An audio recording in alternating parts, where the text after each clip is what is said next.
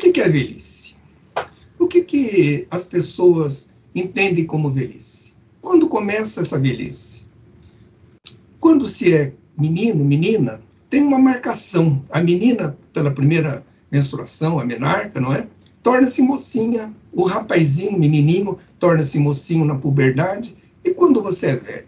Qual o marcador que você tem dizendo, não, hoje eu fiquei velho. Não, agora eu estou velho.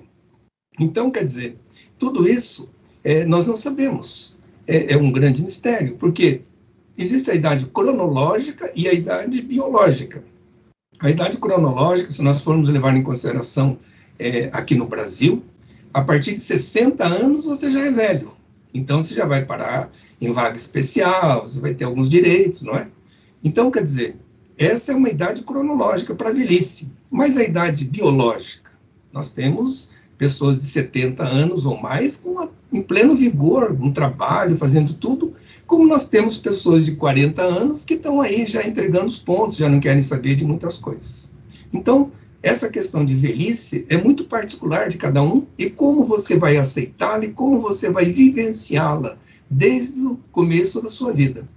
Eu sempre gosto de citar Proust, Marcel Proust, na sua grande obra Em Busca do Tempo Perdido, onde ele dizia que de todas as realidades da vida, a mais abstrata é a velhice.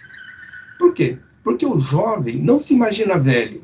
O jovem, no máximo, se imagina, quando eu for velho, eu já vou ter a vida constituída, família, financeira, mas ele não imagina nunca que ele poderá ter os achaques, as dificuldades que a velhice pode trazer se ele não cuidou-se antecipadamente.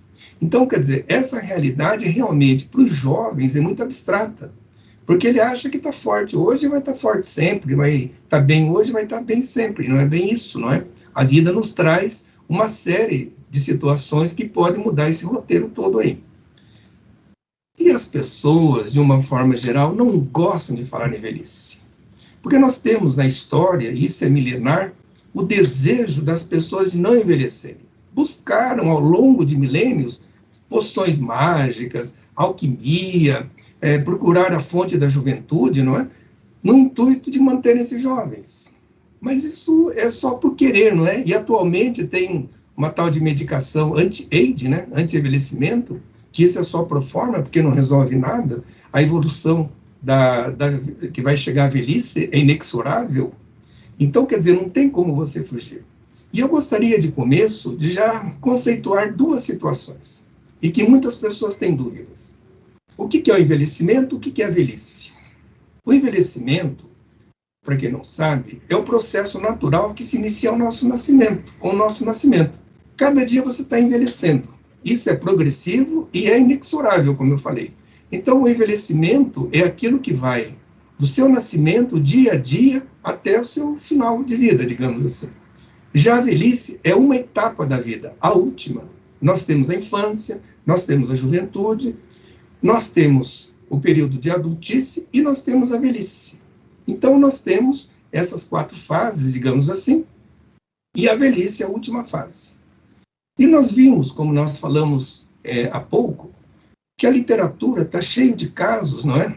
Em termos assim que a pessoa não quer envelhecer, quer manter-se jovens, e há duas obras que eu reputo como referenciais para a questão de envelhecimento.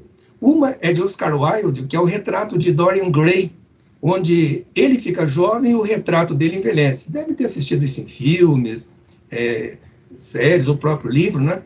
Então, nesse caso, o personagem principal, ele não fica velho, mas o quadro sim. E uma obra grandiosa de Goethe, que é Fausto, que foi musicada por Gounod, e é uma ópera muito bonita, onde Fausto era um velho, pobre, acabado, e faz um pacto com as forças negativas, demônios, né? Mefistófeles, né? Para vender a alma dele, para ser jovem e conquistar o amor de Marguerite, que seria, vamos dizer assim, o objetivo dele, que ele era apaixonado por ela, mas era uma pessoa que não tinha condições para isso e tornou-se jovem e vendeu a sua alma. Então, veja, isso é uma obra grandiosa e, como eu disse, a ópera é muito bela também. E por que velhice? Por que as pessoas não gostam muito de falar em velhice? Ainda, por mais que nós pelos nossos anos de estudo, pelos nossos trabalhos, as pessoas ainda têm um grande preconceito contra o velho.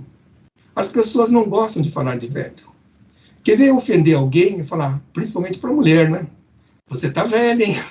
Ou você está envelhecido, hein? Putz, aquilo parece que pega, né? A pessoa fala, pô, como é que eu estou velho? Esse cara aí está achando demais, não é? Então, quer dizer, e as pessoas não gostam muito de falar em velhice, porque essa última etapa da vida é a última etapa que nós consideramos assim, ou muitas pessoas consideram, que é a antessala da morte. Quer dizer, você falar em velho é algo que muitas vezes soa assim como descartável, que já não tem mais uso, seja para que termos for, mas na questão do ser humano já representa como se fosse a antessala da morte. Falar em velhice já está perto, biologicamente, não é? Embora isso a gente está vendo que com a pandemia está morrendo muitos jovens, muito antes dos velhos, não é? Então, as pessoas evitam o termo. Quase você não escuta falar, quando o Paulo muito bem disse anteriormente, eu vou apresentar depois uma estatística recente, que o número de idosos está crescendo muito. Vai crescer num momento, vai crescer tanto, que vai chegar um momento em que nos estacionamentos de supermercados, seja o que for, vai ter que ter vagas para jovens, como tem hoje vaga para idosos, porque vai ter um número tão grande que pode quase igualar ao número de jovens que teremos no futuro. Então, essa minha apresentação, eu vou começar, de certa maneira, do fim, para eu chegar no objetivo maior, não é? Como os hábitos de hoje podem influenciar o seu amanhã. E o que esperar da sua velhice? Esse é um quadro muito importante de Jean-Baptiste Greuze, em que ele mostra como se morria antigamente. Antigamente você ia morrendo, você estava com a doença terminal, a família rodeava, ficava todo mundo ali, as pessoas conversavam, ficavam velando aquele doente, não é? Então, era aquela morte em família que a pessoa vivia. Era um momento em que as pessoas diziam, eu te perdoo, você me perdoa pelo que eu fiz? Eu te amo. Obrigado por tudo que eu tive na vida, por tudo que me deram. E o meu adeus. Então se despediam, se falavam, se perdoavam, não é? Então depois morria. Depois que morria, só sobrava o choro, né? Mas pelo menos viram morrer, viviam com aquilo. Essa era a noção de morte que nós tínhamos até alguns anos atrás. Hoje morre-se assim. Hoje morre-se longe de família, sem poder conversar, sem poder pegar na mão, sem poder falar. A pessoa de mais idade, quando vai para um hospital, dependendo da sua doença, ela imediatamente é transportada, transferida para uma UTI, e lá talvez nunca mais saia. Então, quer dizer, a morte deixou de ser algo assim vivido, vivenciado, acabando no momento em que numa UTI da vida, a pessoa acaba tendo essa situação e falecendo longe de todos os seus, né? E nós, como médico, e o Paulo sabe bem disso, e tanto bem que ele já fez, um excelente cirurgião, um excelente médico, não é? Quantas vezes nós, como médicos, nós temos que trapacear com a morte, nós temos que ter uma carta na manga, nós temos que ter os nossos recursos, de repente aquele paciente parece que vai falecer mesmo, e a gente usa de todas as técnicas, orações, pedidos, não é? Para a gente tirar aquele nosso paciente das garras da morte, não é? E para isso, no bom sentido, nós estamos trapaceando, entre aspas, ou melhor, estamos usando de todos os recursos para salvar a vida daquele nosso paciente. E a coisa mudou. Esse é um recorte de um jornal do século passado, onde vocês podem ler aqui a manchete. Ônibus entrou na casa humilde e foi apanhar a velhinha de 42 anos. Quando você fala velhinha de 42 anos, você fica estarrecido. Como 42 anos? Pois é, mas era o conceito que nós tínhamos, não é? No século passado. Quer dizer, uma pessoa que chegava a uma idade desta, já era considerada velha.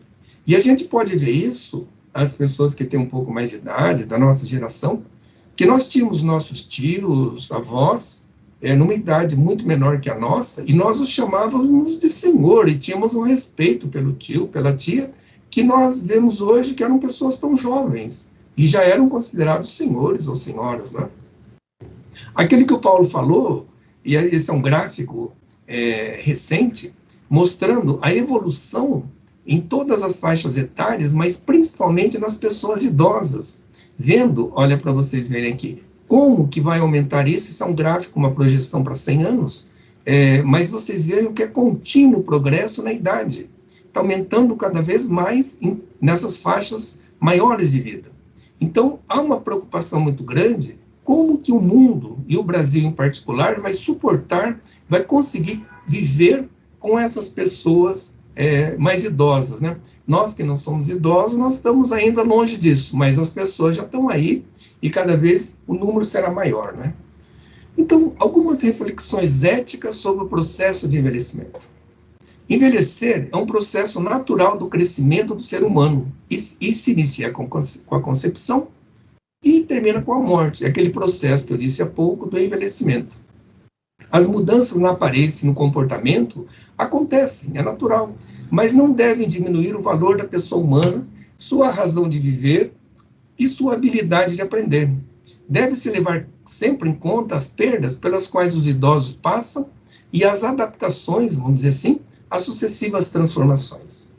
Nós dizemos na geriatria que o idoso, ele é um perdedor e é um sobrevivente. Como perdedor e sobrevivente?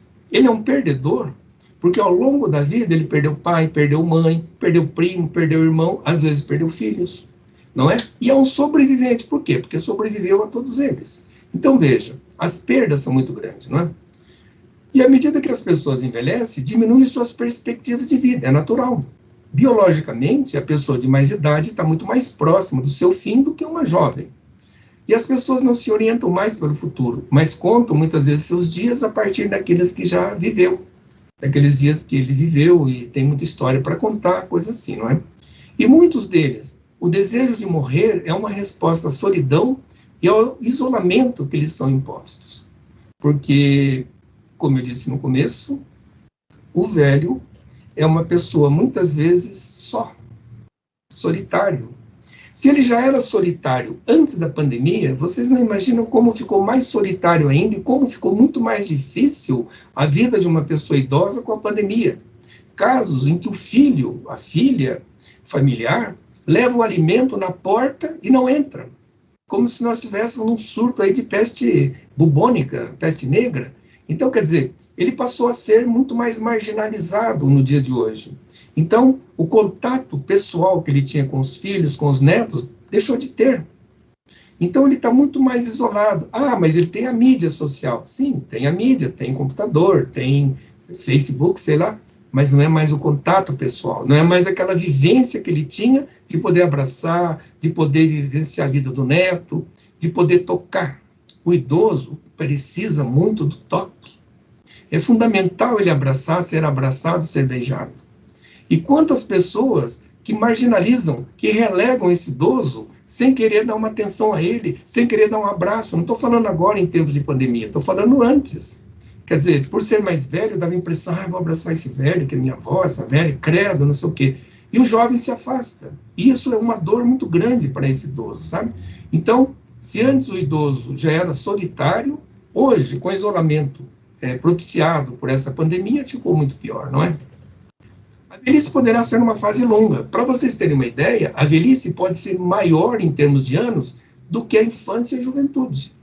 Porque a infância e a juventude dura quanto tempo? Do seu nascimento até uns 20, 20 e poucos anos. Porém, a velhice pode durar 30 anos ou mais. Então, a velhice é um dos períodos, pode-se dizer, mais longos de nossas vidas. Então, nós temos que levar essa vida da melhor maneira possível, não é? Então, você pode levá-la de uma forma boa ou pode levar uma vida cheia de mágoas, ressentimento, não é? Por outro lado, você pode ter uma vida, aquele sentimento, não, cumpri minha missão, formei minha família. Eu sempre digo às minhas filhas que a herança que eu deixei para elas foi a informação e a formação. Porque se você deixar como herança a formação para os seus filhos e a informação de vida, você já fez a sua parte, já cumpriu sua missão. Na velhice, as pessoas podem se tornar mais conscienciosas, tranquilas, estáveis e menos atormentadas pelos seus próprios sentimentos. Que aquele desejo de comprar a fazenda, de comprar um novo apartamento, de fazer isso, aquilo, na grande maioria isso vai cessando, a pessoa vai se acomodando com o que tem. E tem-se uma impressão que o idoso tem muito mais controle sobre as emoções do que os mais jovens. Pelo menos isso era antes da pandemia, porque atualmente o número de depressivos e ansiosos é muito grande. Então, não sei até que ponto que essa realidade é tão real assim, não é? E o idoso também pode reagir melhor ao luto, já teve tantas perdas, não é? E as mais variadas frustrações, quando comparado aos adultos jovens, além de serem mais resilientes. Isto tudo se quiser. Porque a nossa vida depende muito do que nós queremos, dos nossos pensamentos positivos ou negativos. A partir do momento que nós aceitamos uma realidade positivamente, isso tende a ser muito mais fácil de nós vivenciarmos aquilo, de nós suportarmos aquilo, do que nós termos uma situação negativa contra a vida, contra a velhice, contra os outros, como está escrito lá em cima, com mágoas e ressentimentos. Isso não leva a nada, a não ser o desespero, a não ser a depressão, que é tão comum nessa faixa etária. E quais são as queixas mais comuns na velhice? Quais são os arrependimentos que nós escutamos no nosso dia a dia?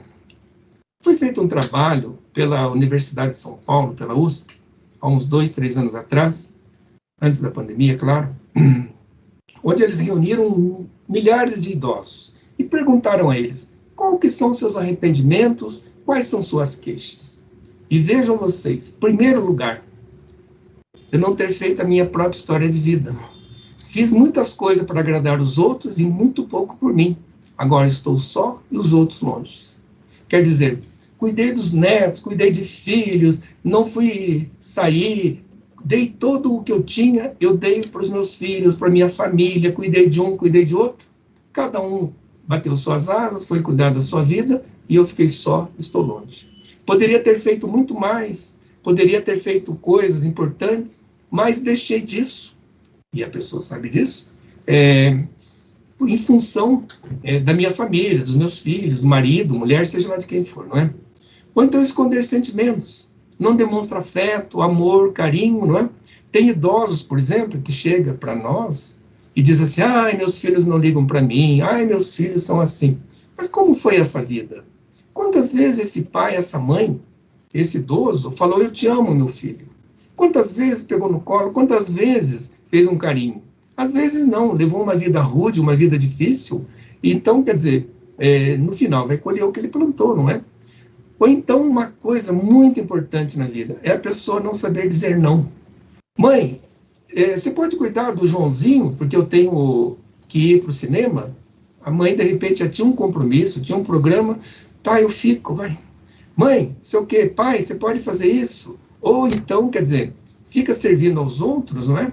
E chega lá no final da vida, os filhos têm a sua própria vida e nem sempre vão dar aquela atenção que o idoso, a idosa, fica esperando, né? Não, mas quando eu for velho, eu vou dar herança já, vou repartir o que eu tenho, porque lá na frente, os filhos vão cuidar de mim. É um ledo engano. Muitas vezes os filhos não cuidam mesmo, e o velho vai para onde? Para uma instituição de longa permanência, que é o nome do antigo asilo, não é? E é uma história muito triste. Outra queixa, não se divertir, não viajar, não ficar mais com os amigos, que muitas vezes são muito mais íntimos do que a própria família, não é? E esse quadro aqui eu achei muito interessante, não é? Tem que viajar enquanto é jovem, enquanto você tem vida. De repente você está em Veneza, um lugar maravilhoso, e está na situação desse casal de idosos. Quer dizer, então você perdeu a oportunidade, uma vez por não ter dinheiro, ou achar que não tem dinheiro, outras vezes porque não tem roupa adequada, outras vezes sempre acha uma desculpa, e o tempo passa. Aí quando você tem o dinheiro, quando você pode, de repente a tua saúde já não é a mesma. Você perdeu a oportunidade, o cavalo passou encilhado e você não pulou em cima dele. Então aproveitar enquanto se pode fazer tudo isso, né? Outra queixa, né? Não ter trabalhado tanto, pensando em ficar rico, em deixar herança, manter o poder, porque não quer se desligar do poder, né? Não se liga muito para lazer, fica muito pouco com a família, com o amigo, são aqueles workaholics, ou então aquelas pessoas que têm um desejo de ter, e não tem o ser. Não tem a família, não tem as pessoas ao seu redor, não é? E não ter procurado ser mais feliz, cuidando mais de si, não tanto dos outros. Que resume tudo isso. Cuidar de si, dar atenção a si próprio, cuidar de você. Eu tenho um lema, não é? Isso eu aprendi com o nosso grande professor João Manuel, que nas aulas dele nos dizia sempre assim, a vida funciona bem da seguinte forma, você tem que ter esse lema na sua vida. Em primeiro lugar, a gente. Em segundo lugar, os da gente. Em terceiro lugar, a vida de relação. Como? Você é egoísta, dizendo em primeiro lugar a gente? Sim, em primeiro lugar a gente. Porque se você estiver bem consigo próprio, com a gente, você vai estar bem com os da gente e você vai estar bem com a vida de relação, trabalho, vida social, seja lá o que for. Isso é o mesmo caso quando você está no avião. Quando, por exemplo, vem lá o aviso da aeromoça, lá, da comissária de bordo, dizendo, olha, caindo a máscara de oxigênio, primeiro coloque em você, depois no seu filho. Então, quer dizer, isso é o sinal que você cuide de você, depois você cuide dos seus. Se você estiver bem consigo, você vai estar bem com os teus, vai estar bem no seu trabalho, vai estar bem na sua sociedade, onde você estiver. E isso resume muito bem. Essa velhinha olhando para o espelho e se olhando quando ela era mocinha. E ela diz assim, me perdoa por sempre ter tido medo e não ter vivido a vida que você merecia. Veja que profundo que é isso. Ela se olha, se imagina jovem e diz essa frase, que ela poderia ter vivido mais, vivido a vida que ela poderia ter vivido. E não, são aqueles arrependimentos que nós acabamos de dizer, não é? E por isso que eu admiro muito a letra dessa música, feita pelos Titãs, não é? Que é o epitáfio, não é? Que a pessoa devia ter amado mais, ter chorado mais, ter arriscado mais, errado mais, não é? Então, quer dizer, podia ter feito muitas coisas, mas não, acho que não vou viver, não vou fazer. O tempo está passando. O tempo é algo assim, realmente, que ninguém segura. O tempo vai passando, e as pessoas, quando se dão conta, já passou. Já estão idosas. As coisas já, vamos dizer assim, já aconteceram, e a pessoa deixou passar. Por isso que essa introdução à questão de velhice é muito importante para que vocês entendam que nós temos que nos cuidar sempre que possível, o mais breve possível, para vivermos uma vida tranquila e boa. Quando eu digo, por exemplo, a minha formação em pós-graduação foi na PUC de Porto Alegre, e os meus professores, eles eram japoneses. E naquela ocasião eles vinham, a tradução simultânea, e eles diziam que no Japão, a geriatria preventiva começava aos 6 anos de idade, 6 anos de idade. Quer dizer, porque se a criança já for educada para ter bons hábitos, ela com certeza terá uma vida adulta e na velhice muito melhor do que não ter cuidado algum. Deixar as coisas acontecerem, quando na realidade muita coisa poderia ter sido mudada e a pessoa ter sido muito melhor. Bom, e o que esperar da velhice para um envelhecimento bem-sucedido? Tem medicação? Tem alguma pílula mágica? Isso a humanidade procura há milênios, mas, infelizmente, ainda ninguém inventou isso daí. Podem estar procurando, mas ainda não chegamos lá. Albert Schweitzer era um grande médico, antropólogo, uma pessoa maravilhosa, espiritualizada, que ele dizia assim, que com 20 anos, todo tem o rosto que Deus lhe deu. Com 40, o rosto que lhes deu a vida. E com 60 anos, o rosto que merece. Sintetiza tudo. Quer dizer, com 60, o rosto que merece. Vai ser o rosto, entenda-se o corpo, o espírito da pessoa. Se você cuidou-se, você vai ter um rosto melhor, um corpo melhor. Você não cuidou-se, você vai ter uma situação mais complicada. O que caracteriza a velhice não são os anos vividos, mas a perda dos ideais, não está ligado ao seu tempo, desligado de tudo, né? O desinteresse pelo que está acontecendo, é o humor irritadiço, a desconfiança no futuro, é o desamor ao trabalho. Aquilo que eu disse no começo, né? O que tem que valer é a idade biológica e não a cronológica. Você fez 60 anos, você é velho. Sim, mas eu estou em pleno vigor da minha vida, eu tenho muitos sonhos, eu quero trabalhar, eu quero produzir. Ah, não, você não pode porque você é velho. Tem gente que põe restrições, tem um preconceito muito grande. Então, quer dizer, tudo isso é algo que nós temos que combater. O que vale é a idade biológica, o que você pode produzir. Você pode estar aí trabalhando no seu trabalho, seja médico, juiz, desembargador, operário, não importa o que você é, o que importa é como você se sente, como você vê a vida. Aquilo que o Paulo falou, vou resumir rapidamente, não é? Então, em 2014 nós éramos 12% da população, total de 25 milhões. Em 2025, que já está aí, nós seremos 32 milhões de pessoas acima de 60 anos. Já seremos o 6º país do mundo. E nós temos estrutura para receber tantos idosos? Nós estamos preparados aqui no Brasil para termos estrutura para tantas pessoas? Fica uma pergunta no ar. Em poucos anos, vejam, 5 anos depois, nós já seremos 17% da população, já teremos 41 milhões na população.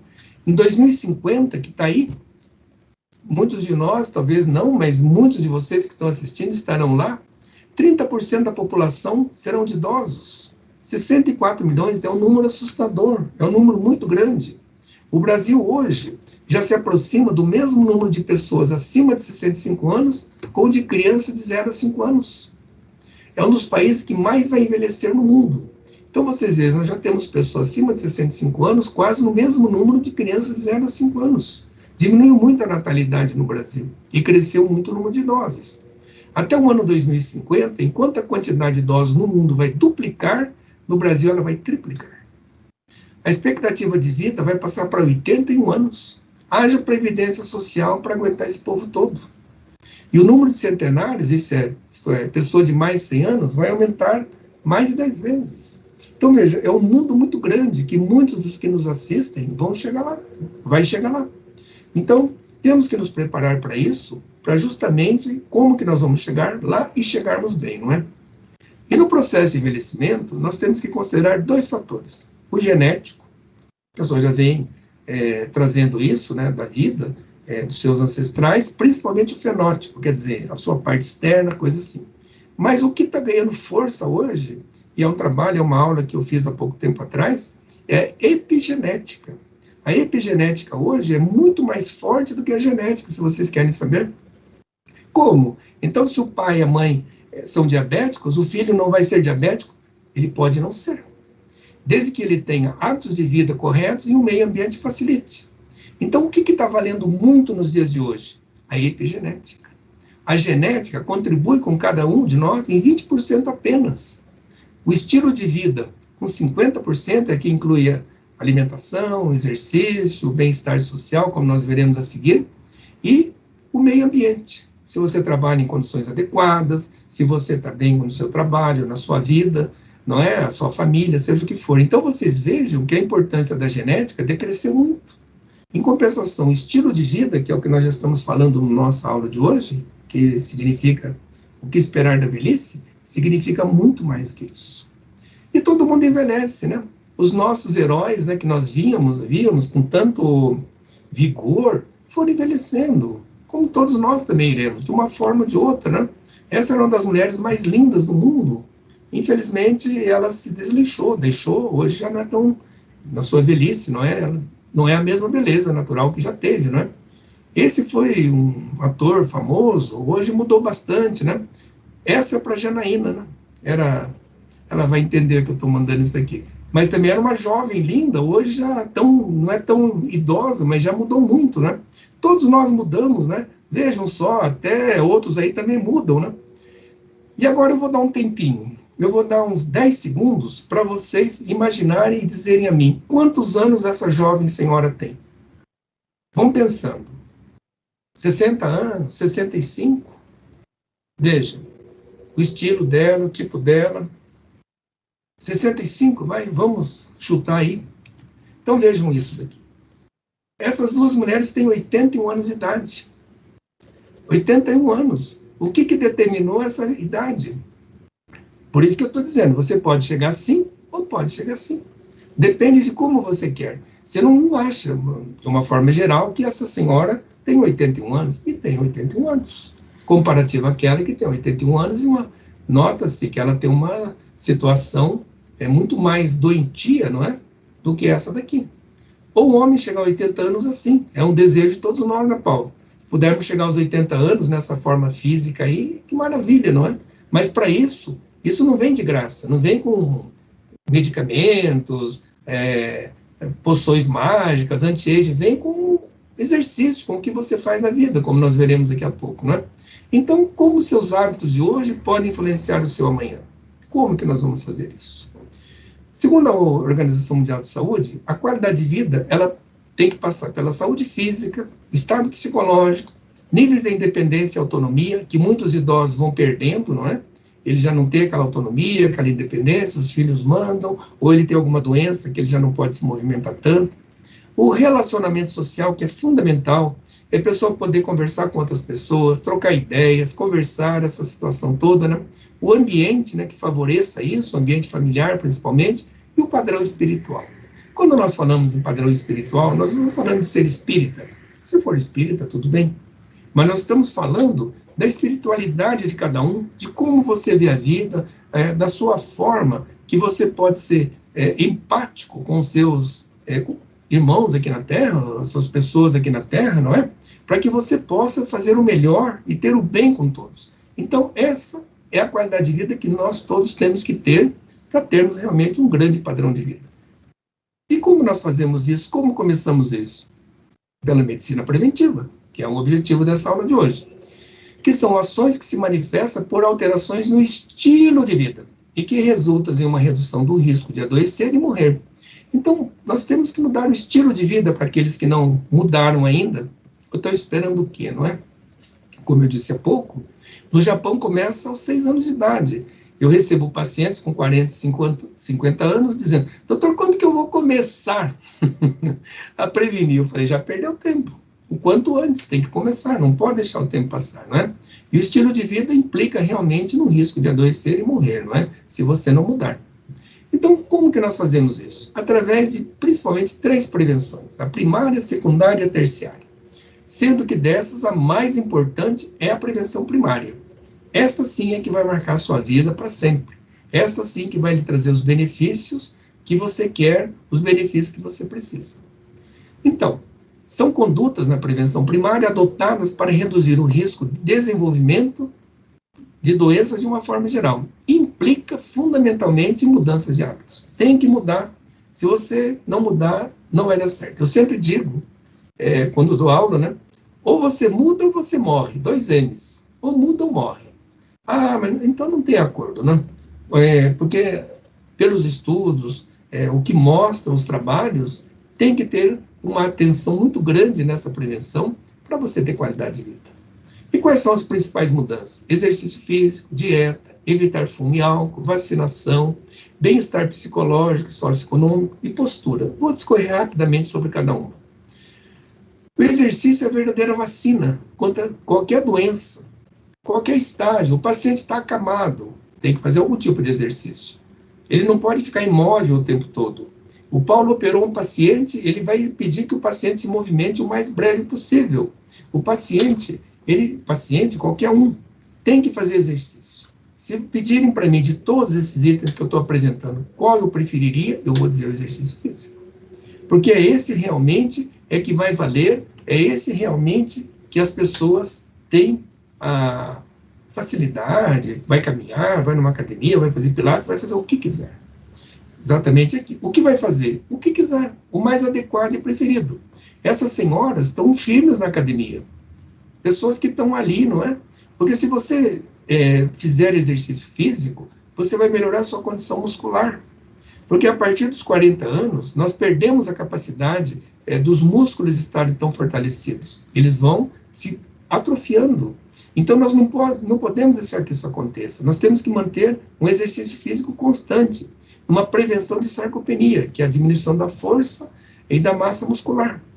Se você tem um músculo forte, o teu osso é forte, você pode evitar uma osteoporose, que é uma doença que pega muito, e uma doença chega a ser até mortal com as fraturas de colo de fêmur que nós temos. Então, o que fazer no exercício? O que quiser, mas tem que fazer. Evitar sempre o sedentarismo, né? Esse negócio de estar sentado na frente da televisão, não sair do sofá, isso não funciona. Se você mantiver-se assim, com certeza as consequências virão. E a dieta, né? As pessoas, e eu tenho muitos pacientes, que tomam água quando tomam remédio, ou água serve para tomar banho. Aliás, ultimamente nem tomar banho com a restrição de água que está tendo aqui em Curitiba, não é? Enfim, a restrição calórica, porém com os nutrientes necessários. Ah, não, eu vou fazer a dieta do abacaxi, vou comer um mês só abacaxi. Não está certo. Vou fazer a dieta da lua. Também não está. Você tem que fazer a sua restrição, mas mantendo os nutrientes necessários. Você tem que comer o que precisa. O seu organismo precisa desses nutrientes, né? Aumentar o consumo de vegetais e diminuir o consumo de gorduras. Essa é a regra básica para qualquer um. Não tem nenhum segredo aqui, não tem nenhuma novidade. Mas aqui tem. Você tem que diminuir o seu consumo do sal. A OMS diz que no máximo 5 gramas por dia. No Brasil, come-se de 12 a mais gramas por dia. Vocês já repararam, por exemplo, quando vocês vão nesses buffets, por quilo, seja lá o que for, a pessoa se serve ali de salada, seja o que for, mas enche de sal em cima. Além do sal que já tinha nesse alimento, ela coloca mais uma dose de sal. Imagina, com o tempo, o malefício que isso vai trazer, né? Então, aqui está uma dica que todo mundo já sabe: verdura, legumes, né? Carne branca, peixe, frango e 8 copos de água por dia. Como eu disse lá atrás, as pessoas só tomam água para tomar remédio. Você tem que tomar água. Água é a verdadeira fonte da juventude. A água melhora a sua pele, melhora seu intestino, melhora seu rim, faz uma melhoria geral no seu organismo. E aqui também é chover no molhado, não é? Evitar fumo e álcool. A estatística mostra que um cigarro diminui a vida da pessoa em 1 minuto e 50 segundos em curta. Uma carteira de cigarros abreviam 30 minutos de vida, nas mais diferentes circunstâncias, seja de câncer, seja problemas pulmonares, seja lá o que for. Então, o cigarro realmente é mortal. É um hábito que você pode tirar. Você vai melhorar. Ou como álcool, drogas, né? Eu ponho o nocivo do álcool, mas já vou jogando aqui drogas, que é tão comum na juventude, não é? Todos os tipos de drogas ilícitas, então, evitar mesmo isso, né? Então, ficar longe, né, de cigarros, álcool e outras drogas e o sedentarismo. Isso aqui não leva a nada, né? E não esquecer da vacinação. Quando eu era jovem médico ainda, a vacinação era só para criança. Eu imaginava que a vacinação era só para minhas filhas. Hoje, você bem sabe que após 50 anos há uma série de vacinas que você tem que fazer para ter uma qualidade de vida melhor, seja a gripal anual, a pneumocócica, tétano, difteria, hepatite A e B, e o herpes zoster, que é uma doença dolorida, uma doença que pode levar uma sequela muito grande, e a pessoa carrega essa dor por muito tempo. Então, não deixar de fazer a vacinação. E o bem-estar psicológico e socioeconômico. Nunca deixar de fazer uma poupança, uma previdência, porque lá na frente, na sua vida, você vai poder precisar daquilo. E o bem-estar psicológico, estar bem consigo, estar bem com a família, estar bem com os vizinhos, procurar pensar positivamente, procurar pensar nas coisas boas que a vida nos oferece, não é? Não ficar no negativismo, não ficar na questão da derrota, não leva a nada. Então, a sua cabeça tem que ser trabalhada ao longo da vida de uma forma positiva. E ter um relacionamento bom com amigos, família, essa resume todo esse nosso item aqui. E a postura, não é? Postura? Sim, a postura física é a postura psicológica. A postura física é essa postura que nós temos no nosso dia a dia. A postura como a gente senta, como trabalha, como que a gente cuida da nossa coluna, como nós cuidamos do nosso corpo. Vocês que devem estar me ouvindo, muitos trabalham sentados o dia todo, vocês têm que ter uma noção muito grande de postura. Como sentar, se ficam sentados, vão procurar fazer algum tipo de alongamento, vão procurar fazer algum tipo de exercício, porque com o tempo a fatura vai ser cobrada. E a dor na coluna com certeza virá. E na questão psicológica, não ter postura negativa em relação à vida nem à velhice. Saber que vamos envelhecer e saber como vamos encará-la e como nós vamos vencê-la de uma forma positiva, não é? É triste envelhecer, mas é mais triste não saber envelhecer. Isso está na Bíblia, nem são palavras minhas. Bom, então já falamos de prevenção primária. Então, em relação a mudanças de hábito, não é? Já falei de exercício, de dieta. O que vocês acham que, se tiver uma escolha, o que as pessoas preferem? Então, você já colocou aqui, olha, você pode mudar de hábitos, mas você vai ter uma vida muito melhor. Então, você coloca isso num guichê, olha como fica. Mudança de hábito, fica lá o cara lendo o jornal, porque ninguém procura esse guichê. A grande maioria procura o envelhecimento através de medicamentos e cirurgias. Mas não tem uma vitamina aí que eu possa tomar para não precisar fazer exercício ou fazer dieta? Será que não tem um remedinho? Tem gente que toma 14, 15 comprimidos diferentes por dia de vitaminas, achando que com aquilo está completo, não precisa fazer mais nada, né? Ou quer fazer cirurgias para reduzir isso ou aquilo, e não vai mudar o estilo de vida. Ou tem pessoas que fazem uma cirurgia bariátrica e não muda o estilo de vida. Então, quer dizer, A base de tudo é o estilo de vida, onde, como eu disse há pouco, as pessoas preferem muito mais tomar remédio ou fazer algumas coisas do que realmente cuidar-se, mudar seu estilo de vida. Na prevenção secundária, nós falamos até agora da primária, né? Você tem que prevenir e controlar as doenças existentes. Um diagnóstico precoce ao médico regularmente, pedir os exames laboratoriais e um tratamento adequado. Olha, você está aqui com o início de uma glicemia, está com a glicemia alterada, isso pode evoluir com diabetes. Vamos fazer uma dieta, um exercício, talvez não precise tomar remédio. Vamos fazer o quanto antes. Ou então já está alto, um colesterol muito alto, trata adequadamente para evitar um problema maior lá na frente, um infarto, um AVC, seja lá o que for, não é? Então faz o diagnóstico, faz a consulta e o tratamento adequado se necessário. Mas tem pessoas que não fizeram nada, né? E nós vamos para a prevenção terciária. Por quê? A pessoa não se cuidou, infartou, teve fratura, teve o que for. Mas nós temos a prevenção ainda para evitar um novo evento, né? Prevenir recidivas. Então, você já infartou, você já teve seu derramezinho aí, agora vamos fazer o possível em termos de medicamento e mudanças de hábitos para não ter um outro, que o outro pode ser fatal. Dar um suporte a essa pessoa e uma reabilitação adequada. E sempre evitar imobilidade. Mas ele fraturou o fêmur, não pode se movimentar tanto. Não pode se movimentar e não pode ir para as Olimpíadas. Mas ele pode fazer alguns exercícios na própria cama para ele ter uma mobilidade maior e evitar, né, o que no idoso é muito comum. Se o idoso ficar 8 dias num hospital, numa cama de hospital, ele não sai igual. Porque a atrofia muscular que se procede no idoso, que fica imobilizado, é muito grande. E provavelmente ele não vai ter a mesma mobilidade que ele tinha antes desse internamento. Entender também que longevidade é igual a responsabilidade. Você pode viver mais anos e com saúde, desde que você seja responsável pela tua saúde, pelos teus cuidados. Se você tiver essa responsabilidade de cuidar de si, com certeza, você vai ter uma longevidade com saúde. E eu deixo aqui 2 pensamentos muito comuns na geriatria que nós usamos muito, né? Que todo mundo envelhece como viveu. Você não pode ter uma vida pregressa, de não cuidado, beber, fumar, se drogar, não fazer exercício e achar que vai chegar lá na frente e está tudo bem. Não é bem assim. Você vai envelhecer como você programou, como você vê sua vida. E aqui eu digo uma coisa, essa frase é muito interessante, que com o envelhecimento aprimoram-se as qualidades e acentuam-se os defeitos. Isso é fatal. Isso é muito comum, não é? No passado, quando, por exemplo, aqui é mais uma curiosidade, quando um pai, uma mãe dizia, filha, não casa com esse sujeito, não vale nada. Veja, o cara bebe, não trabalha, a vida é minha. Ele vai mudar, porque ele prometeu que ele vai parar de beber, prometeu que vai trabalhar. Lê do engano. Com o passar dos anos, acentuam-se os defeitos. Se a pessoa é boa, ela vai aprimorar essa qualidade. Porém, se ela tem uma vida de uma forma maligna, de uma forma ruim, infelizmente, vai arcar com isso quem estiver vivendo com essa pessoa.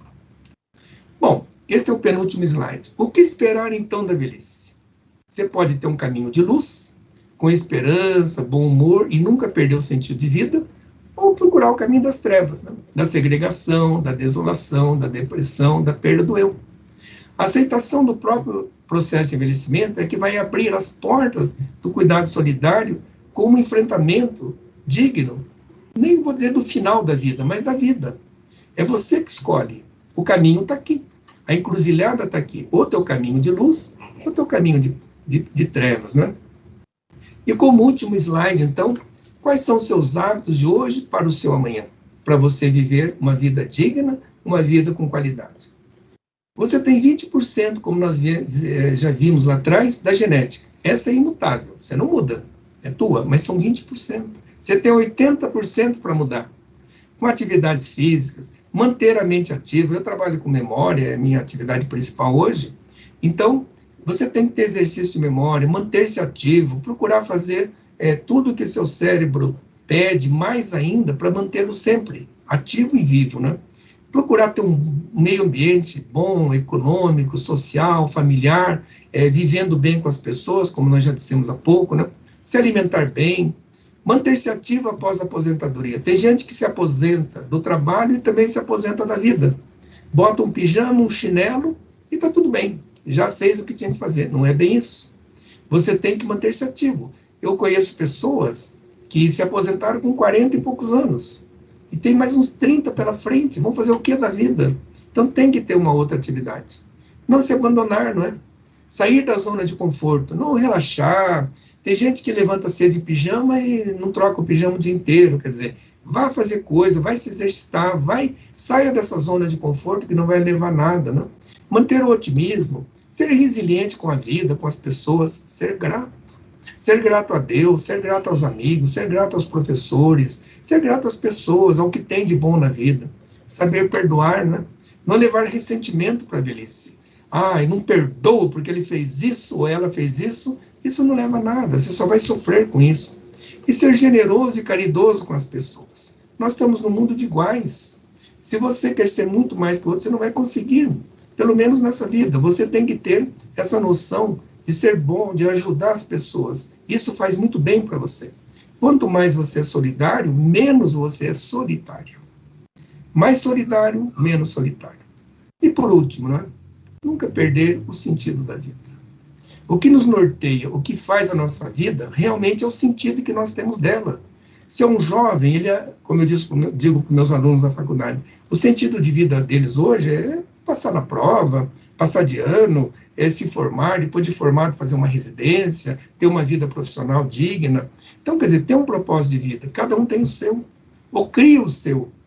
Seja uma viagem, seja uma casa nova, um apartamento, ou seja o que for da vida, mas não perder o propósito, pensar na vida.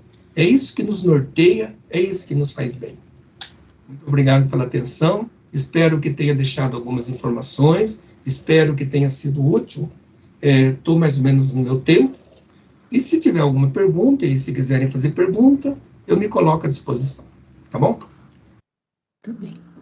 Muito obrigada, Dr. Luiz Antônio, por compartilhar conosco sua experiência profissional em relação à nossa saúde e como podemos nos manter saudáveis ao longo do tempo. Durante as suas apresentações, tivemos várias pessoas nos acompanhando, inclusive o nosso presidente, desembargador José Laurindo, muito nos honra com a sua audiência. Um abraço especial aí, e agradeço pela Janaína por ele aí. O presidente deseja uma boa tarde a todos. Também nos acompanha o desembargador Rogério Ribas, presidente da Copas, também menciona que o tema é muito interessante. E recebemos, além de vários comentários sobre a relevância do tema, a clareza da palestra e alguns questionamentos. A Sônia Cristina pergunta: o que pode ser feito após os 50 anos de idade para prevenir o Alzheimer? Tudo. Veja bem, como nesse meu último slide, o que você tem que ter ao longo da sua vida é a sua mente sempre ativa. O que pode realmente fazer com que você não tenha os déficits de memória? Eu considero, e falei disso na aula da semana passada, quando eu falei sobre suicídio. O que nós temos hoje é a tríade nefasta do século XXI. A tríade nefasta é a ansiedade, a insônia e a depressão. Essa tríade, ela tem realmente uma implicação muito grande na qualidade de vida de cada pessoa. Sendo que são 3 causas tratáveis de falta de memória e pode a depressão, sim, ser um caminho para o Alzheimer. Se a pessoa tratar essas 3 causas, ela poderá, sim, não ter uma doença como essa. Mas, acima de tudo, manter a mente ativa com exercício físico e exercício mental. Esse é o básico. Então, uma orientação nesse sentido, com certeza. Mas meu pai teve Alzheimer, minha mãe, eles tiveram. Você não precisa ter. Você pode superar tudo isso. O Humberto Ferreira dos Reis. Existe idade psicológica? Isto é, a pessoa pode ter 70 anos, mas com espírito jovem e assim agir e viver? Com certeza, que eu falei, o moço velho e o velho moço, não é? A pessoa de 70 anos tem um pique que bate muito jovens, não é? Ao passo que tem jovens de 40 anos que já não querem mais nada da vida, não é? Já estão achando que já deu o que tinha que dar. E tem idosos que nos servem de exemplos criativos, que estão produzindo, que estão trabalhando, que estão crescendo. Você veja aquela senhora de 81 anos, aquele senhor de 80 anos, o corpo perfeito, sempre cuidaram-se, né? E eu quero só deixar uma coisa rápida aqui. Tem um trabalho recente que diz assim: com exercício físico, você ativa a sua memória. Porque quando você agita, vamos dizer, contrai os músculos, você libera um hormônio chamado irisina. Esse hormônio vai diretamente nos neurônios, né, cerebrais, claro, e agindo lá, ele age na memória. Então, o exercício físico está diretamente ligado à questão de memória. Muito bem. E como eu li numa rede social há alguns dias, o velho é um jovem que deu certo. É um privilegiado, né? Chegou lá, né? Então, a gente vai chegar um dia lá também, você vai ver. Vamos chegar lá também, né? Muito bem. Estamos chegando ao término do nosso evento de hoje, mas antes eu gostaria de perguntar aos nossos convidados se querem deixar uma mensagem final ou contatos. Olha, o meu contato está aí, né? Pode procurar sem problema nenhum. E a mensagem é essa. Você tem que se cuidar o quanto antes. Como eu disse há pouco, no Japão começa aos 6 anos de idade, na criança, orientando com boa, digamos assim, formação, essas orientações, para que cresça bem. E isso vale para qualquer idade. Se a pessoa tem 40 anos, tem o que fazer. Se ela tem 50 anos, tem o que fazer. Tem 70 anos, sempre tem o que prevenir, sempre tem o que fazer. Mas tem que procurar. E não existe, já deixo claro, medicação anti-aging, né? Anti-envelhecimento. Isso não existe. O que existe é o cuidado consigo próprio. Então, muito obrigado pela oportunidade, espero ter sido útil, espero ter trazido alguns esclarecimentos e me coloco à disposição de quem precisar de mim, tá bom? Muito obrigado, boa noite a todos.